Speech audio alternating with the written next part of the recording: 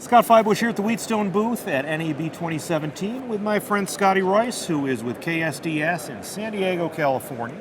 Yes, sir. And I want to talk to you about on-air processing and the great story that you have of how Wheatstone processing changed things for you at KSDS. Let's talk about it. Well, KSDS is a 22,000 watt, vertical only 5-bay antenna on a 200-foot monopole at our Mesa College facility, which is centrally located in the San Diego area. Well, up until we got the Wheatstone processor, we couldn't really be audible real well past Leucadia, which is about 20-25 miles from our transmitter site. And you got lots of population up past that. A lot of that's where the real money is in San Diego, is up in North County. And also in Northeast County in Escondido, we were not audible in the general manager's own driveway. So I borrowed a Wheatstone Air Aura X3 from Wheatstone, put it on the air. My general manager calls me up and says, "What did you do today?" I said, "I put the Wheatstone on the air," and he goes, "My God, I'm listening to it crystal clear in my driveway in Escondido." So then I thought, this is intriguing to me, and I had a coming in to borrow to use for a test run of both of them. So I put them Wheatstone. One weekend on the Wheatstone, I drove to Los Angeles, drove to LA, drove our signal. With the Wheatstone on, I got us well into San Clemente in Orange County. That was never done before. That's what, 65 miles at least? Yeah. Then I drove all the way up to the KFWB transmitter site and went to El Tepeyac, an excellent Mexican restaurant. It's number 3 in the country. Wonderful food. And more to the point, now you're what, 90 miles away? Now about 90 miles away. I tune in, and there's Raymond doing his Fish Fry Saturday night show, and I'm listening to Raymond's voice saying jazz88.org, and there he is. Not great, but it's audible for the first time ever in Los Angeles. So then I drive home.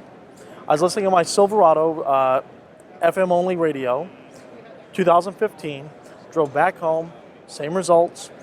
Then next weekend, I was going up there to KFWB's transmitter to go see Barry Victor and to go to El Tepeyac again. I'm addicted to good burritos, okay? Nothing wrong with burritos and radio. It's an important combination. So I put on, drove the same route. We started dying off at Leucadia. Started dying off, and it was inaudible completely by Oceanside. It was done. Signal was gone. Oceanside's about 35, 40 miles from my transmitter site. Northern edge of the San Diego market, really. So I said, well, this is an amazing thing. And I went and I put the Wheatstone back on because I had to go see our friend Mike DeRoe. And I drove to go see Mike. And drove up the coast. And all of a sudden, there it was again with the Wheatstone. My general manager calls me up and he says, "Scotty, you stop playing with those processors and leave the Wheatstone on. Don't touch it. You take the old and you kill it. I don't care. Just get it out of there." So I immediately boxed up the shipped it back, and I called up Wheatstone. I said, "You're not going to believe my results.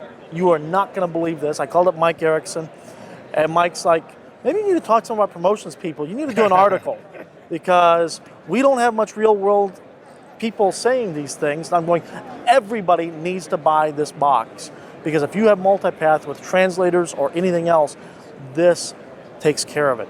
The Air Aura X3 took care of most of our problems that we had, and we were actually looking at replacing the antenna, replacing all sorts of things. Now it's like, we can wait on that antenna nonsense for a few more years. This is taking care of most of it, and we're the loudest jazz station, or the loudest station, period, in San Diego against everybody else. And I had bought serial number 2 at KFMB FM when I was there, and it's far and away quieter. And I can testify, having just been to San Diego recently and having driven that signal, it really does sound fantastic. You've got that thing singing. I love the Wheatstone processor. I genuinely love it. Mike Erickson and the guys are just brilliant people. And the big thing that I love about Mike Erickson and the guys is they've got an exciter, mod monitors, tuners, and they have one of every processor ever manufactured that they can compare and say, well, I really love the way this one does this one does that. Now let's try and emulate that. I've been in that lab. It's a neat place. It is amazing. Yeah, it's a really neat place. I could move in there very comfortably. I would love to take them home and use them for part of my collection. And we should mention your collection briefly, because this is a man who took an entire 5 kilowatt RCA transmitter out of the historic Kogo transmitter site in San Diego, and is keeping it safe. And She's getting ready to actually move to the the Texas Broadcast Museum in Kilgore, Texas. fantastic. She's with getting ready to Chuck go down Conrad. there. Yep, to Chuck Conrad's museum, and but he's not getting my microphone collection. He's not getting my console collection. I love my consoles, and one of the things I'm so glad is that Wheatstone saved PRNE's name, because I collect and restore PRNEs. The first broadcast console I ever used was on the air was a BMX 3-26, and it was the old KKLQ Q106 board. When they moved out, K-Joy moved in, and I was with K-Joy, and we finally retrieved that board recently, and I'm going to restore that board. That's fitting, being from San Diego and the whole Jack Williams connection. Well, PRNE is such a heritage, legacy brand. That beautiful logo with the sine wave, I love that logo. It is, it's a symbol of quality, just like the RCA round red meatball. Those round logos always mean quality. You and your meatballs. Scotty, thank you so Scott, much. thank you. So glad you could join us.